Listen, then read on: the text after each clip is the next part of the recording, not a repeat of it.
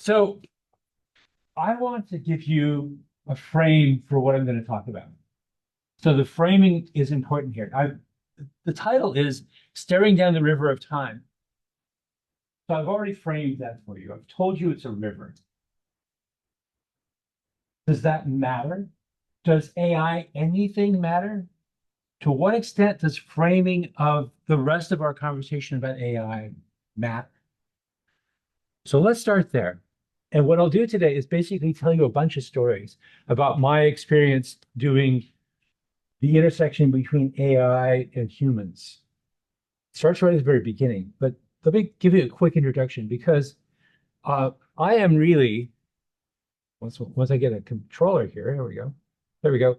I'm a cyber tribal techno cognitive anthropologist.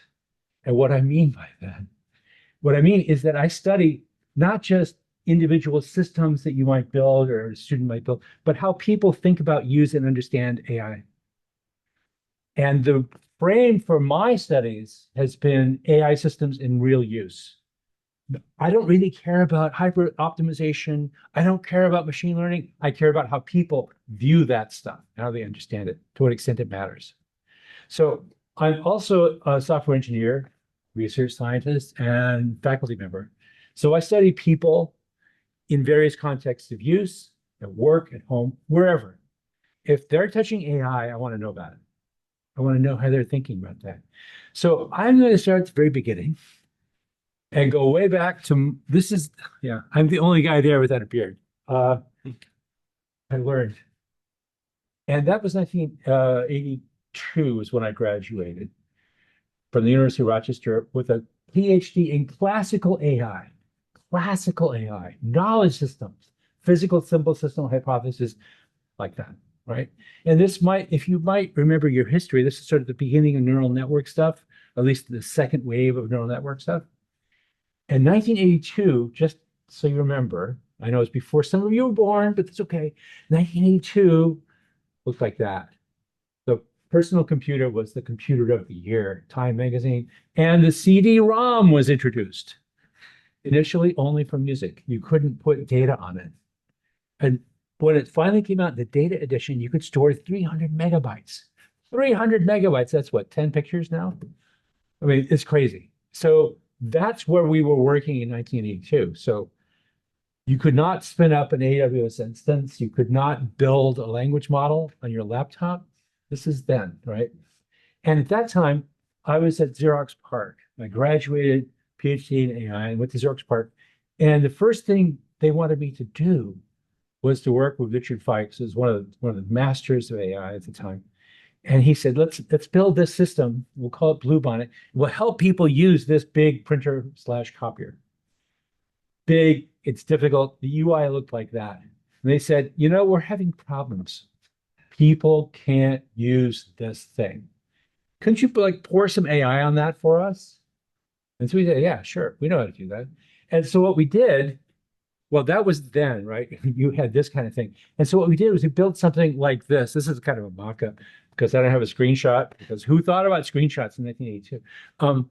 So you would basically specify what the goal was. I want to do 24 copies, double-sided, color, inserts, stapling, whatever. You specify the goal.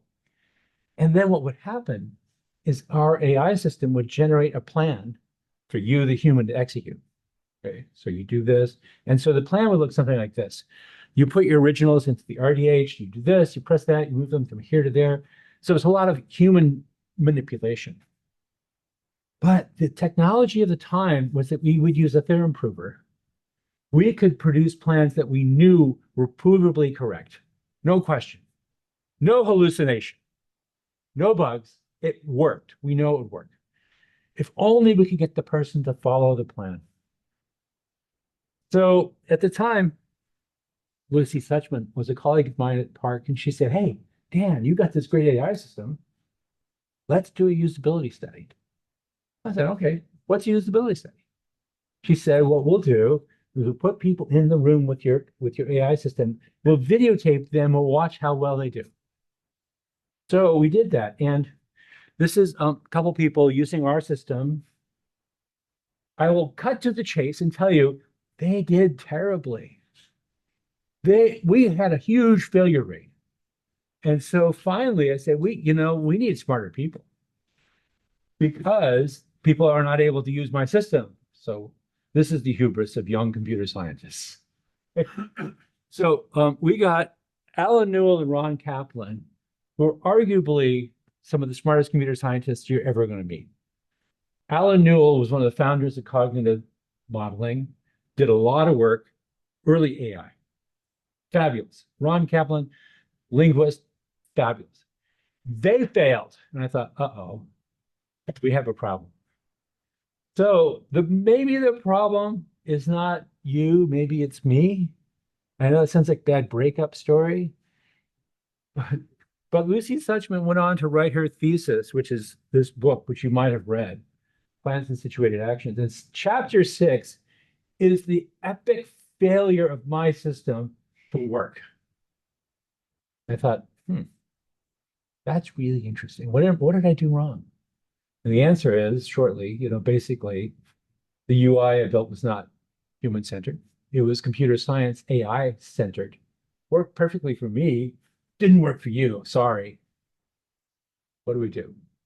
So Lucy wrote this thesis, basically dictating, laying out the argument about why people and machines have to align their interest. Does that sound familiar? They have to agree on what they're talking about and what to do. So this is not the first epic AI failure. It's just one of many. More recently, there is this social robot called Jibo. Anybody have a Jibo? Anybody know about this? So this is a robot that was intended to sit on your kitchen countertop or in your living room, and it's something you would interact with. And it would move around like this and dance. And it was fun. It was great. You could talk to it, and it would talk back. And so it was a communicative robot. That's the goal, was to be your friend. That's what it was. So introduced in 2017, and they discontinued it in 2019. I'm telling you this because the way they discontinued it was a giant disaster. There's one issue about the company going bankrupt. Second issue is, how do you end of life a product? How do you say this product is no longer working? What they chose to do, was to have Jibo do a little dance and say, I'm going offline now. I'll see you maybe in the future. Goodbye. Literally like that. There are YouTube videos. You can go watch it. And so what ended up happening was a huge amount of publicity, negative publicity, with things like that. I told my daughter this morning, Jibo was dying. It seemed like the best way to explain it to her. This is a terrible user experience. It's terrible. Why would you do this? So the generalization between the system I told you about and I built and Jibo is that they're both terrible user experiences. And so first observation is terrible UX blocks great AI. Doesn't matter how smart your social robot is. Doesn't matter that I could prove my plans were correct. If you don't frame it well, if you don't give a person the ability to understand what they're doing and why, game is over. You have lost. So essential to making great user experiences is that the system has to understand who you are and what you're doing and why. And so we call this creating a user model. The user model is what the AI thinks of you. What does it know about you? So it has to, for example, sense. And so one of the problems that we had with the copier printer AI system was it didn't have much sensors about where you were and what you were doing and so on. When you did do something, can you interpret what that user behavior is in terms of what the goal is, what's going on? Can you interpret it? Can you understand language use as it's going on? And how do you create an explicit model of that? I will tell you, a user model is not the same as a context window to bring it into the current nomenclature. It's not the same thing. So right after I did that Xerox AI thing, the plan thing, I built a system called the IDE interpreter. And here IDE does not mean what you think it means. It means instructional design environment. This was the IDE before the IDE that you know about. So this was in 1980, what, 84, 85, we built this. And this is, you might recognize this as a knowledge graph. Okay. It's exactly the same idea as a knowledge graph that you now know and love. So Google's got this vast knowledge graph with roughly 2 billion nodes in it. So that's one of the representations that they have internally for representing people, things, relationships in the world. And so this is 1984. And it's not a surprise that the Khan Academy has a knowledge graph of the knowledge a student needs to know. It's exactly the same concept, just 40 years later. Okay? I'm telling you this because I have a big concept I want you to get in a minute. But before we get there, I want to tell you the knowledge graph is not the end all be all, right? There's a context window, which is sort of all the terms and stuff that you've seen in your language model. But what's missing in your user model? Ah, you don't know anything about how that person's feeling. Did their parakeet just die? That might influence their behavior, right? You don't know anything about the history of the user. You don't know anything about their sophistication level. So when you generate an explanation, for example, which is one of the hot topics in AI these days, how do you generate an explanation? You have to take into account how sophisticated the hearer is. You don't just generate a string for all people. It's not an explanation. That's just a string. That's an error string, not the same thing. So that's sort of a little bit of how we got to here. I want to now tell you a slightly different story about understanding the research culture. Right. So, as Nicholas said, I've been at a lot of different places over the past 40 years, and I'll tell you one about Apple. We have to understand our research culture, what is valued as research, what counts as data, how we evaluate ourselves and our performance, and the stories we tell ourselves. So one of the stories we tell ourselves is a myth, and that's the myth of instant success, right? Yes, I know ChatGPT had 100 million uploads and downloads the first day or something, but let me tell you the real story here. Video conferencing. Remember video conferencing? Now it's just something you do all the time. It's not a new technology. But 1960 was the first demo of video conferencing. Hard to believe. And so a few years later, you started to see it in movies. So it shows up in 2001, A Space Odyssey, as a mock-up of the way video conferencing would work. The real sort of more public version of this showed up in 1968, a few years later, the same year, as in the mother of all demos. How many people know about the mother of all demos? Okay. The rest of you, your assignment is to go find the YouTube video for the mother of all demos and go watch it, because you will realize a lot of what you're doing was demoed in 1968, which is a lifetime ago, right? 68. Okay. And then it started to become really popular and available in 1992 with See You, See Me. So that's this bit of time there, right? Between 68 and 92. And then a couple of years later, we start seeing it everywhere. So this is Teleris from one of those companies. We started to see this as the reality of it. So this is from Google, video conferences everywhere, all the time, right? So the illusion we tell ourselves is technology is obvious. It transfers quickly. It goes out in the world quickly. That's completely not true. I can tell you from firsthand experience, I was at Xerox PARC, which is famous, so famous for not transferring technology that multiple books have been written about it. So this is one called Fumbling the Future, because you may not realize it was Xerox PARC invented, for example, Ethernet, PDF, let's see, laser printers, let's see, I can go on. There's books written about this. And so transferring, getting it into large scale use is non-trivial. And getting from concept to the product takes time and energy and connection. So this was the very first sketch I found from 1986 by Alan Kay at PARC at the time.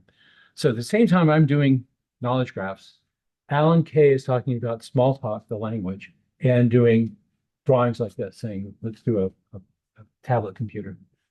Tablet computer with a keyboard, mind you. Tablet computer, he had not thought about touchscreens, separate issue. And of course, 2001, you saw the same thing, the tablet computer being used as a video conference platform. Cool. So a few years later, I moved to Apple. This is one infinite loop on the Apple campus, and my office was right there.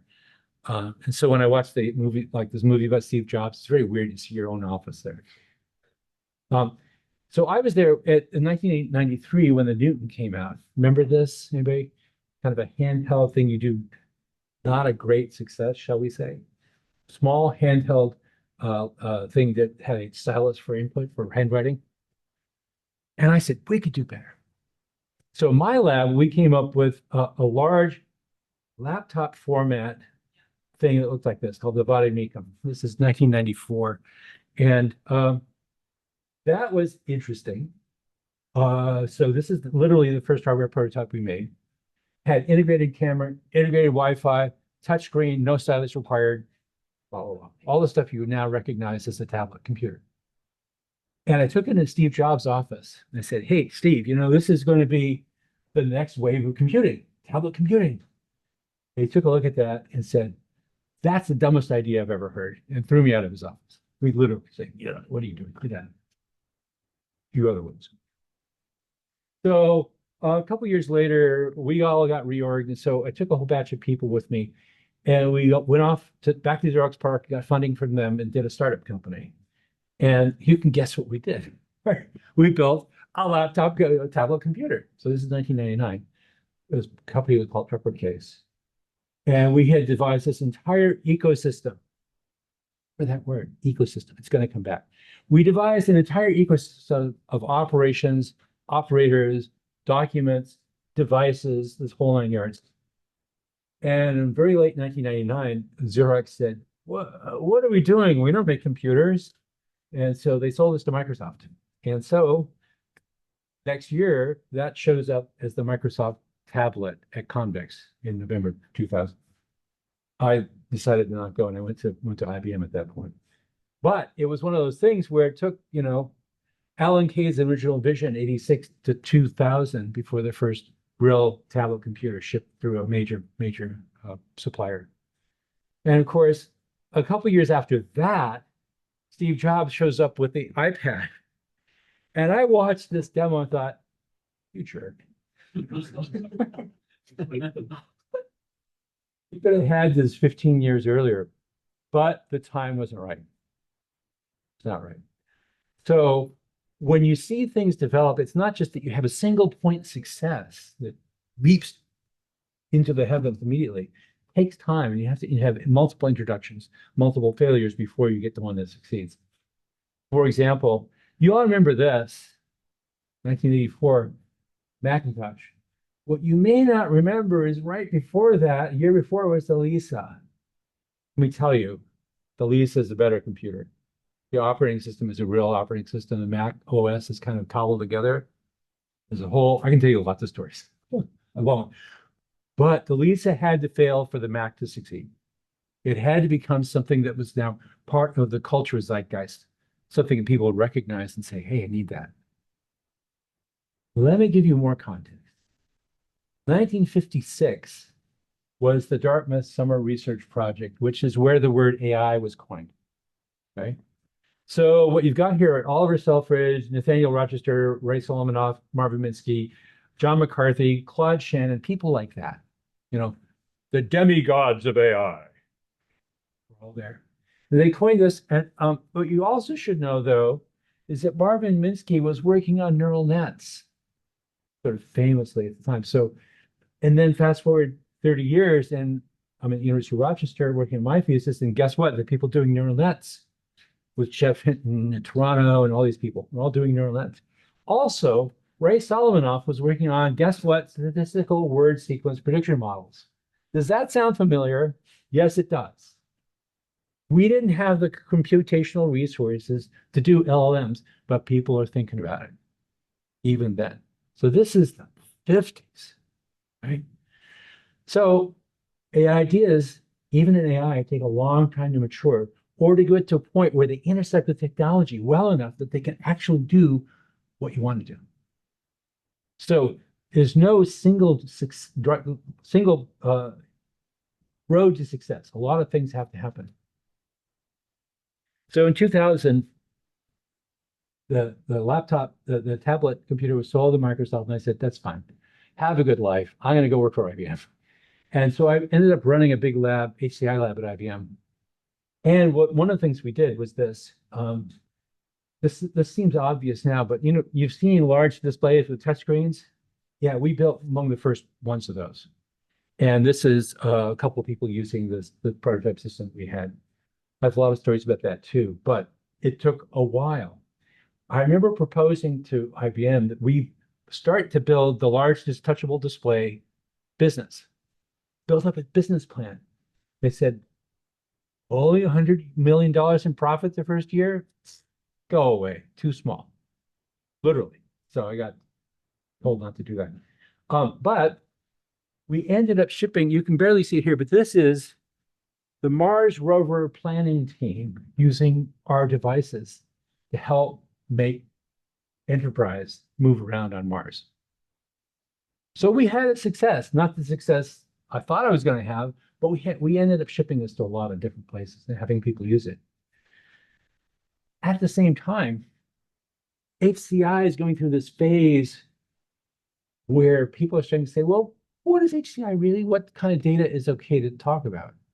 So for example, eye tracking data was not acceptable. It's like, nobody cares what your eyes do. Survey data was not acceptable.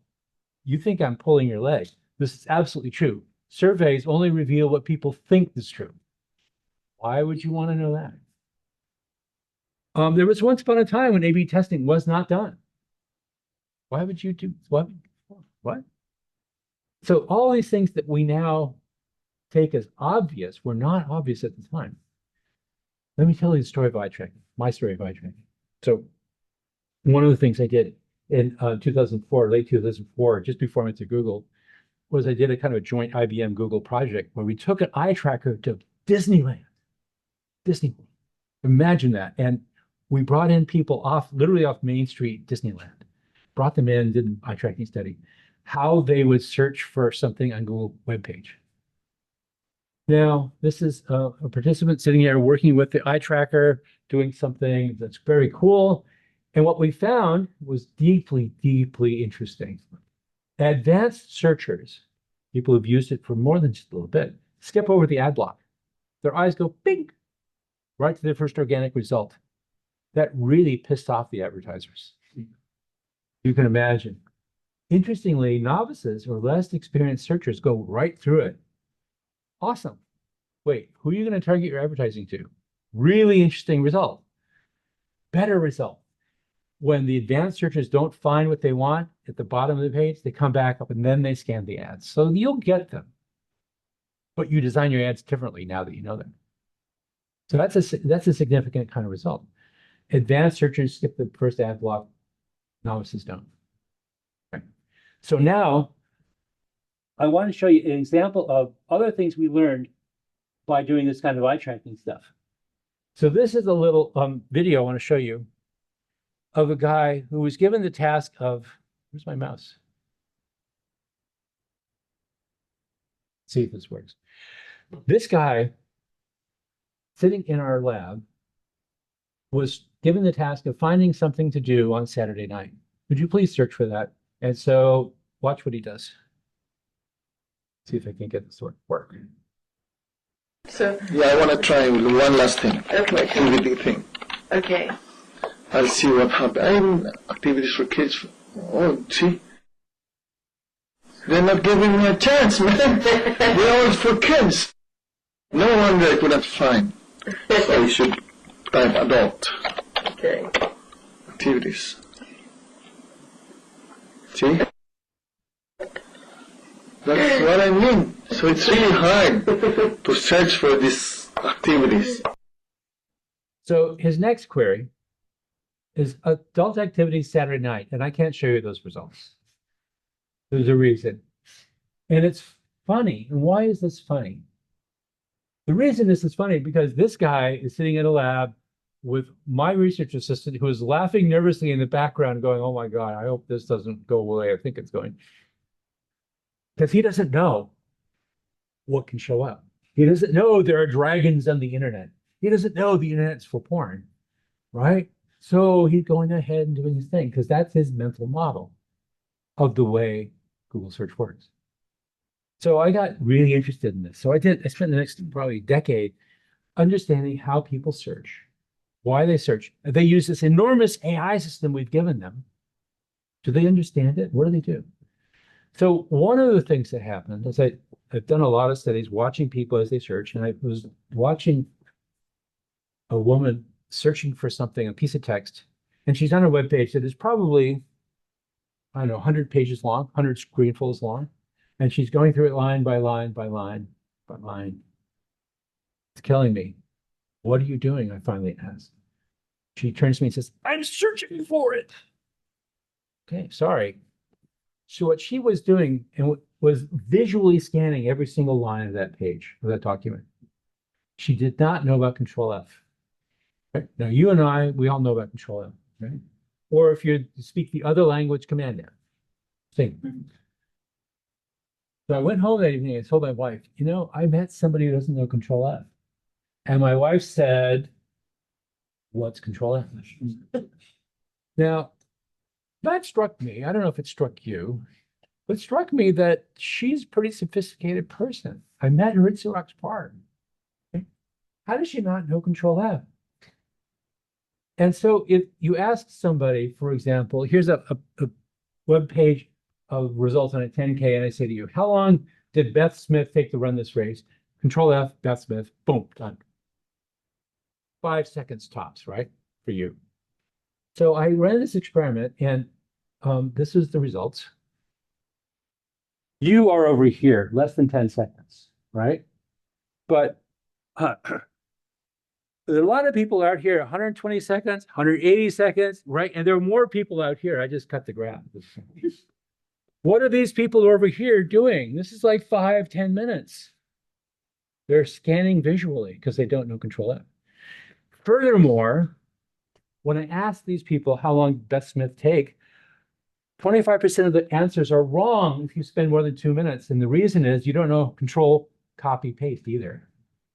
Right? So the lack of knowledge here is sort of scary.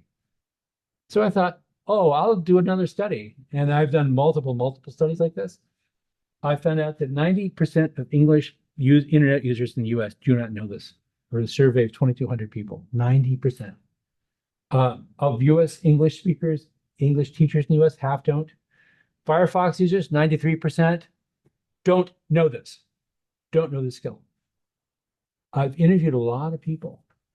They don't know Control F. Go ahead, just go ask like your friends and so on. You'll be surprised. I've met faculty members in computer science departments at places I will not name that did not know this. So I will, however, claim one piece of tech transfer in my favor here, which is I gave this result at one of the Google meetings and said, hey, these people don't know this. And so some engineers said, when you do a query, if that exact text exists inside the page you're looking at, we will highlight it for you. And so that was the query. And sure enough, that little piece of purple highlighting, I didn't implement it, but some engineer who heard me talk got that notion in their head saying, we can speed you up. And it totally works. It's a phenomenal result. And I started thinking more about how people search for things. I'm curious, what can you search for? So here's the story. My son goes to basketball games, like this one at Stanford. And one of the things he hears is a song. He wants to get this song on his phone, right? He wants to download it. So this is what it sounds like. I'm sure you've heard this.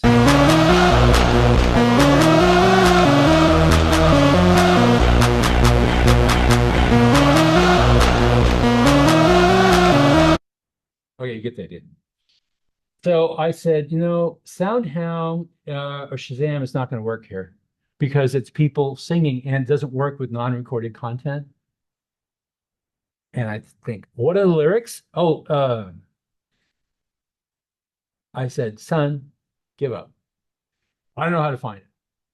My son doesn't know better, goes to Google and types in and sure enough, the very first hit is the downloadable version of that song. What did I not understand? I did not understand that about a million people in front of him asked that same question. And Google learned, oh, when people type this wacko query, which shouldn't work, this is the thing they're looking for. So Google's got this learning mechanism built in. And I didn't predict that a lot of people also would search for this. So we have, interestingly enough, these sort of built-in biases that we bring to the search task. And we get problems like this, where Google pops up an alert and says, hey, by the way, you're supposed to be at this hotel tonight. It doesn't know that I canceled by phone the other day. So it's a classic AI frame problem. You don't know what to update when things change. So Google didn't know, oh, if you're building an AI agent, what does it not know about you? What does it not know about what you've done? Or here's another kind of failure. Another Google alert pops up and says, hey, it's time to leave now to go to Bodega Bay, 2 hours and 11 minutes driving. What you need to know is that Google, the conference rooms are named for cities. Bodega Bay is a city that's 2 hours and 11 minutes away if you drive there. Or it's a 2-minute walk from my office. This is, in computer science terms, a type failure. There's no type information saying conference room is this string, Bodega Bay.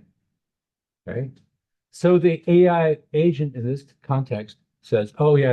You need to drive now. Get in your clothes and drive. Or we have this AI smarts in Google Photos where I can say, Google Photos, hey, show a picture of my cat. Great. Shows 1,000 pictures of my cat. And they're correct. Those are all my cat in various versions. This is 2017. I did it more recently and I got one result back. Man, what happened? The system regressed. Changed the definition of that query. So as a designer, if you want to design AI systems, how do you design for something that's constantly changing underneath you, where you don't even have a decent test suite to test these things? Or the UX research problem, how do we understand the human system dyad when this stuff is constantly moving underneath you? So when you think about complex AI systems, like the ones we're all building, how do you have people think about these things? What's the mental model that they bring, for example, to Google Maps? What do you think about this path from ETH over here to the Google office? Is that the best path? Is it okay if you're on a wheelchair? Is it okay if it's 3 o'clock in the morning? What do you know? What's your mental model of Google Maps tell you? Because it gives you the predictions of what it's doing. So mental models, right? It's the model that I have of the system, the way it behaves, right? It's what it does and my predictions. So here, for example, I've got this email I'm sending and it says, oh, seems like you forgot to attach a file. You think, hey, AI, win. You caught me. I forgot the file. You want to know how that really works? Not AI. It's a regular expression. So looking for the word attached. If you use the word attached anywhere in an email message, it's going to pop up that thing. Not AI. Does it matter? It was the right thing at the right time. Let me tell you, this matters because of mental models. A large part of the time when companies say they have AI, what they really want is some kind of regular expression or a select by clause. When does it matter? It matters, I will argue, when we think about designing the systems and designing the human experience. Because too often, I have been in situations where people say, oh, we'll fix it with machine learning. We're just going to pour machine learning over this and we'll solve the problems. That's not how it works, right? So the real question, I think, for designers is how do we build in AI that addresses the human need in a fundamental way? So to give you an example, imagine I could build an agent. This doesn't take much imagination, pretty straightforward. I have a calendar, and the calendar says that today is Bob's nephew's birthday. And so the agent goes off and says, hey, I'm going to write a happy birthday note to you, to the nephew, and send it automatically on your behalf. You think, awesome, right? This is great. Okay. So the nephew gets the email, it's personalized, signed by Bob. Fabulous. Does it matter that it wasn't actually Bob sending it? Does it matter? How much should it spend if it's going to buy a gift? Have you talked with your agent about what the purchase limit is for your nephew? See where I'm going with this? This is alignment writ large. You have not had these conversations with your AI agents yet. Let me give you another example. Spell correction is an AI service that's built into everything, right? So this is a word, but maybe you meant to spell it that way. And I think wonderful AI to the solution. How about that? It may know that that is not the right spelling of my friend John's name because it looks in my contact list and says, oh, by the way, you meant to spell it that way. Got it? Okay. Slippery slope argument coming up here. Suppose I type the population of Japan is 110 million, and my AI agent says, oh, no, no, no. Population is actually 121.5 million. Is that okay? Is it spell correction? We're going from spell correction to concept correction. Suppose I say in my email message, World Trade Center was destroyed by terrorists flying planes into the building. And my AI agent comes in and says, oh, no, no, it was destroyed by a cabal of the government using, planted explosives. You see what the problem is here? Who owns the concept correction? Is it you? Is it the big company that owns the data? Or is it the government imposing regulations on the AI system?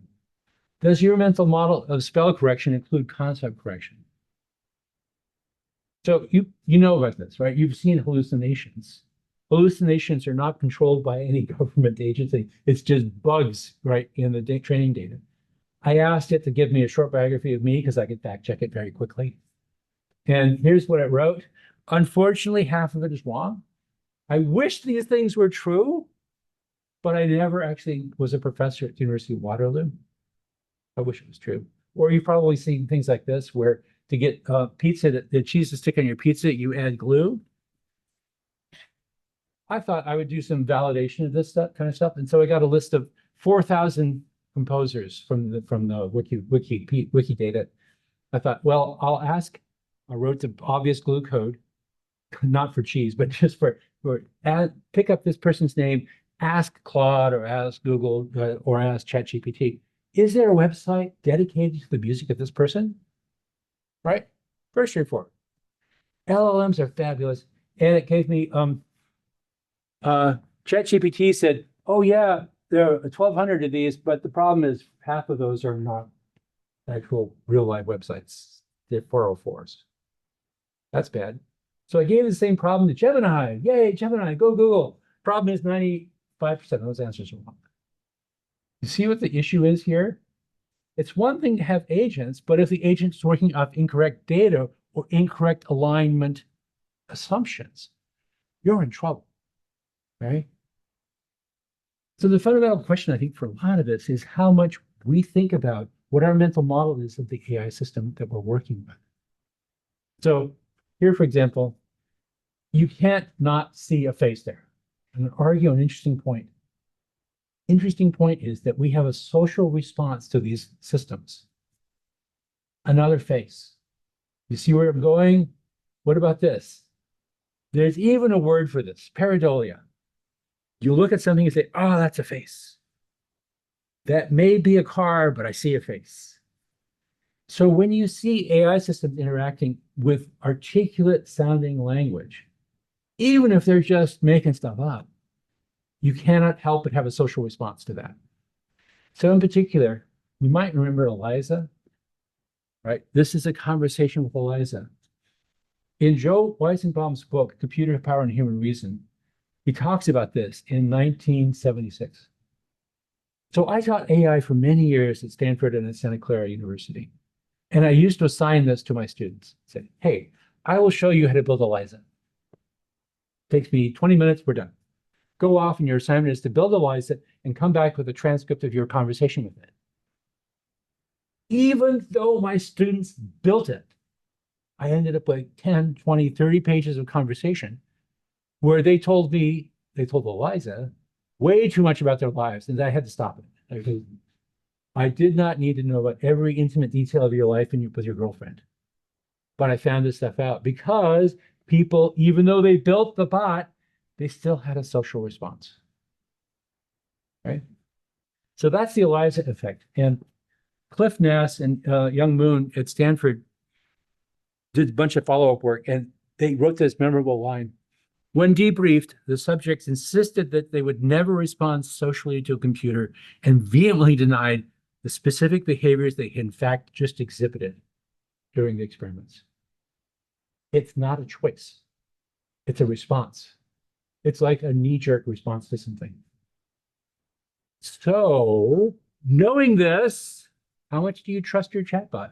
I mean, there's hallucinations, right? But then there are things like this, like New York City's AI chatbot was telling businesses to break the law. The city insisted, oh yeah, that's fine. Like, wait a second. That's not fine, right? Or Air Canada's chatbot promised a discount, and then the court said, yeah, you really have to pay that discount. So how much do you trust your AI? This showed up last week in my feed. Guy uploads a PDF file and says, this is a Chinese document, please translate it. Translation comes up and the guy gets very suspicious and then asks ChatGPT, hey, when I did it, what happened? When the AI system saw that, thought it was empty, instead of immediately telling you this is empty, I tried to be helpful. So I gave a plausible translation based on the file name and didn't mention it. Did not mention it. Did not tell you silent failure. This is a real problem because I don't know about you, but I've used ChatGPT and Gemini to do analysis of data files.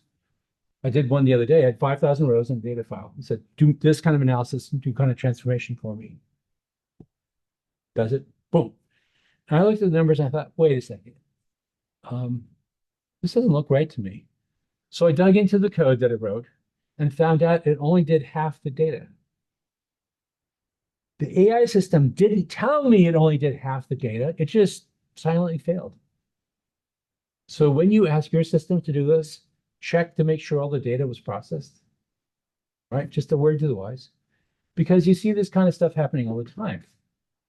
Here, someone asks, which U.S. president went to University of Wisconsin-Madison? None of that is true. Complete hallucination.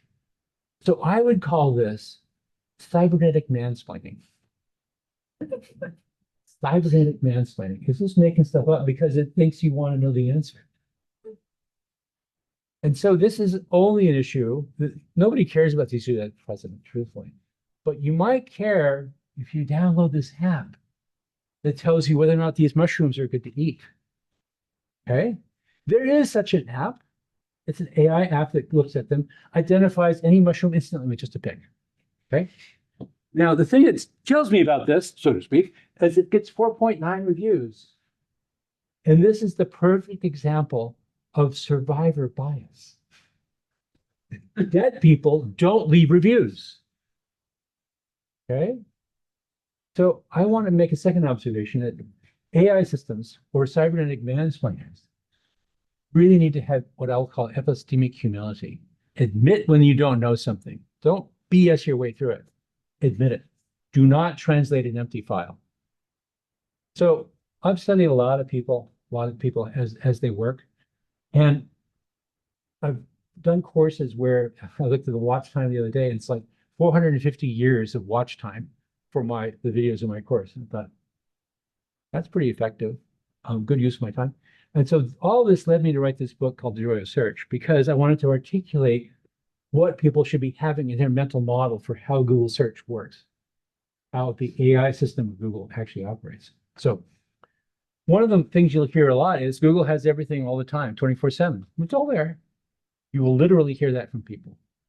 Now, you and I, we're computational sophisticates. We know better. Most people don't. Most people don't know Control F. So if you ask people to draw mental models, so I've done this, ask people to draw it. What do you see? This is a mental model drawn by computer scientists. It's not bad. It's got crawlers and indexers and all that stuff. It's great. That's not most people. Most people draw something like this. At the top, it says, Google is several overlapping concentric circles of nonlinear Boolean targets. I have no idea what that means. Neither do they, because I've done this for roughly 1,000 people now, and a third of all the drawings have the word magic on them. Magic means I have no mental model here. I'm just guessing. Magic indicates you've given up understanding. So I spend a lot of time teaching people how to search. And so A Google a Day, a new search initiative. this is one of the We videos set we out to made. make users more savvy and creative searchers by demonstrating the power of search. So this is a We game came we up made. with a Google a Day, a daily trivia puzzle that can be solved using clever search skills. We wanted to educate without lecturing, so we had to come up with some fun questions that could be answered with a Google search.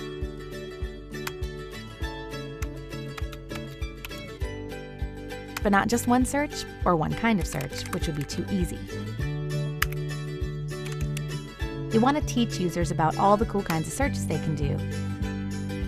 And that was the easy part. So you get the idea. So we built this thing. We got to advertise on the Google homepage, which is pixel for pixel, the most expensive real estate in the world. And we had a couple million people use it. So that was great success, I think. And we ended up, I think, improving people in their ability to search and their mental model of how Google works. I then did a class, that's the 450 person years, is this class, this online class. So we ended up being able to effectively teach people fundamental search skills. I will return to this. But first, another story. I also spent a lot of time working on InfoBiz stuff. And so you and I and everybody in computer science knows that there's a zillion things you can do with information visualization. So we as PhD students, authors of learned technical papers, we write a new visualization, write a paper about it, how great it is. Great. So here's one. Maybe you use this particular visualization, but part of the problem is that people are usually under huge time pressures. So you as a student can build this thing and understand how it works and all the nuances, but when reality hits, people glaze over. Don't want that to happen to an executive. This is actually a quote from an executive at Google. We saw this and went, I don't know what this is.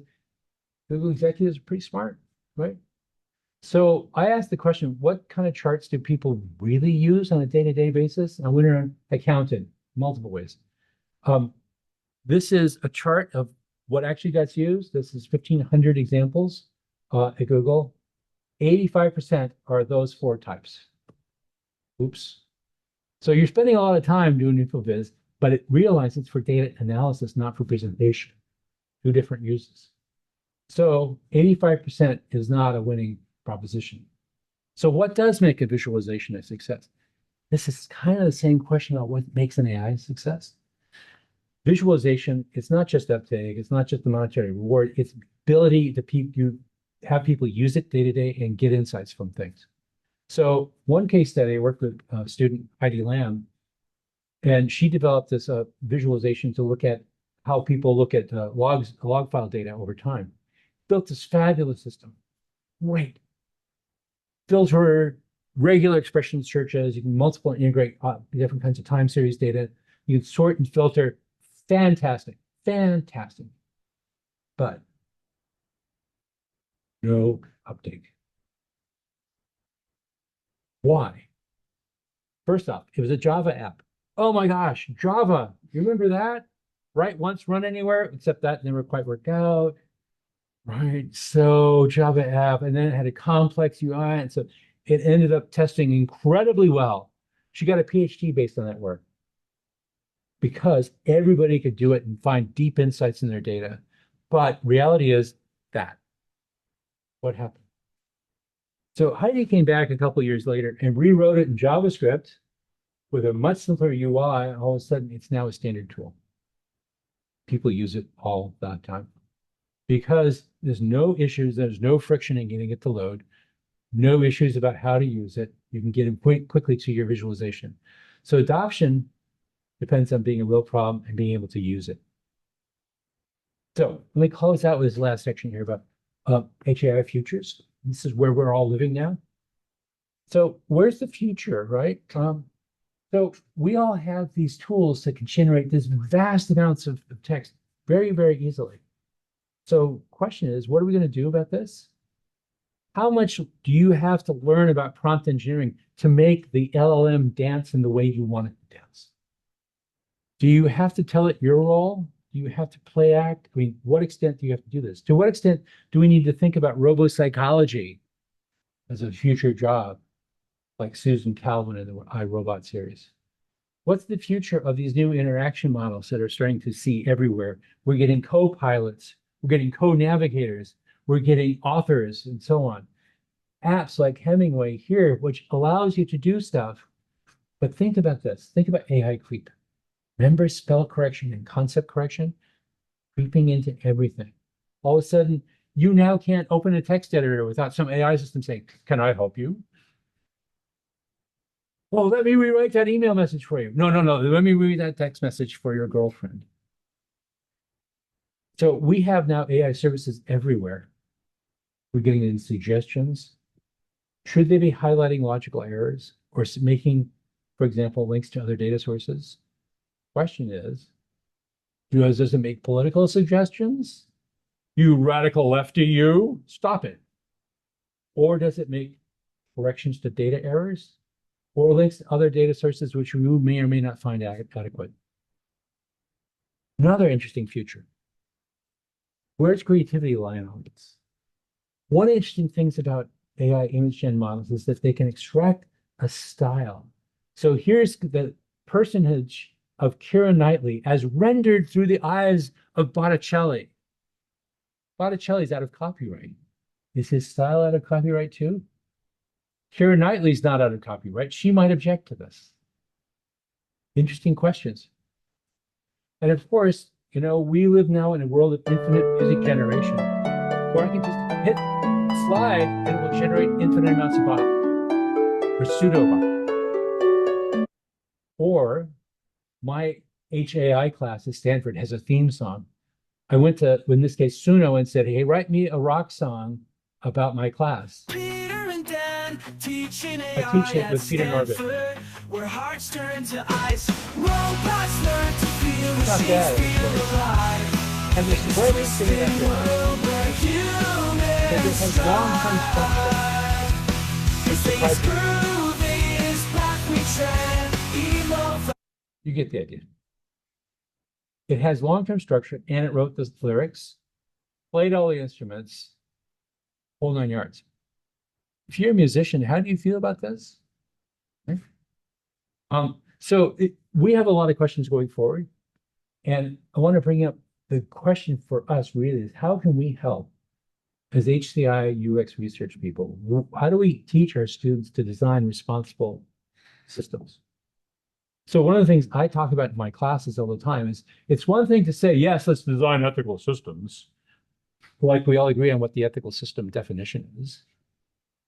B, I tell them, the only way you are going to influence an ethical system is if you're willing to resign over an issue. Okay, think about this. There have been a lot of issues in my professional work where if it had gone another way, I would have had to resign. If you're not willing to do that, you are not designing ethical systems. You're going along with the power structure. And that's an interesting problem. Last issue. When we design AI systems, do not think about just your precious little app running by itself and making you a ton of money. You have to think about the ecology, the ecosystem design as well. So here's a question to Google saying, how do I make chicken parmesan? And it tells you. Notice it does not send you to the recipe website. It has sucked up that data, put it into the LLM, and it's giving you a probably correct chicken parmesan recipe.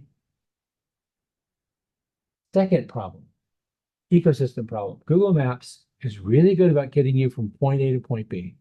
It's really good at getting the next car next to you to point A to point B. So this is a town near where I live, Los Gatos.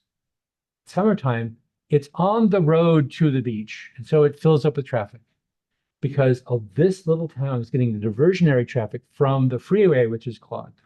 The Google Maps says, oh yeah, here's a route, go through there, and you can see what happens. So in response, we see people, for example, getting a wagon full of Android phones and walking it down the street to simulate 99 cars going down the street. They're spoofing the system physically in order to avoid the AI ecosystem disaster that's being caused by Google Map routing. Last example of this.